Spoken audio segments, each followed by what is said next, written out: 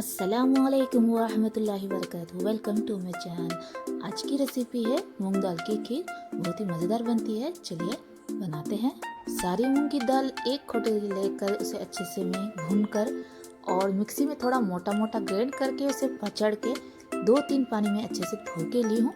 ये एक कटोरी है मूंग की दाल और ये इसमें छिलका साथ में रहता है थोड़ा, और छिलका रहने से थोड़ा अब ज़रा टेस्ट आती है इसकी खीर भी। यहाँ पर एक बड़ी कटोरी शक्कर ली हूँ मैं और थोड़े काजू बादाम, 3 हरी इलायची ली हूँ। यहाँ पर मैं शक्कर थोड़ी कम डालती हूँ। आप मीठा खाना ज्यादा खाना चाहे तो भी डाल सकते हैं बढ़कर। ये साबुदाने छोटे छोटे ही उबाल के ली हूँ मैं साबुदाने को। मिल्क मेड ली हूँ, आप चाहे तो मिल्क मेड डाल सकते नहीं तो स्किप कर सकते हैं। मैं यहाँ पर थोड़ा मिल्क मेड डालती हूँ उसमें। हाफ लीटर दूध ली हूँ, दूध को गर्म करके ली हूँ। यहाँ पर एक कुकर ली हूँ, कुकर में ये सारी मूंग दाल डाल डालेंगे और दाल को अच्छे से धो के ली हूँ मैं क्लीन करके। दाल गले से जितना पानी डालती हूँ थोड़ा मैं, और उसके साथ थोड़ा दूध डालती हूँ। ज्यादा नहीं डालना क्योंकि दूध उबल के आ जाता है पानी के साथ, इसलिए कुकर को ढक्कन लगा के अब अच्छे से इसे दाल गले से तो गला लेंगे। दाल को मैं अच्छे से गला ली हूँ।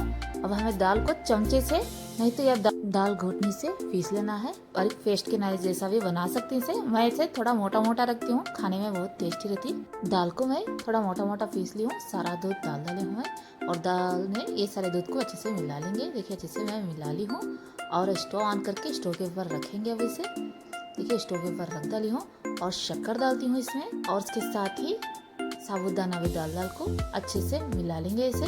यहाँ पर दोनों को भी अच्छे से मिलाते हुए मीडियम आंच पे थोड़ी देर, हाई आंच पे थोड़ी देर रखते हुए इसे पका लेना है। अच्छा मिला देना।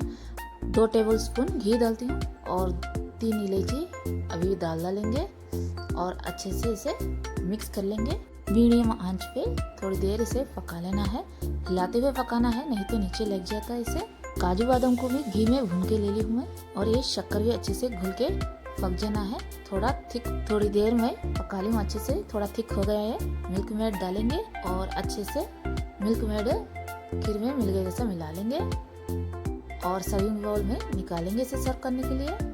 देखिए फ्रेंड्स, सारी मूंग दाल की खीर बनके अच्छे से रेडी हो चुकी है। खाने में एकदम बेहतरीन टेस्ट है इसका और आप भी ज़रूर से रेसिपी के एक बार ट्राई करके देखिएगा। इंशाल्लाह आपको भी ज़रूर से पसंद आएगी। एकदम दाने दाने और मीठा मीठा रहता है तो बहुत ही मज़ेदार रहती। अच्छा फ्रेंड्स, नेक्स्ट वीडियो में नेक्स्ट रेसिपी के साथ मिलेंगे। जब तक के लिए अल्लाह हाफिज़।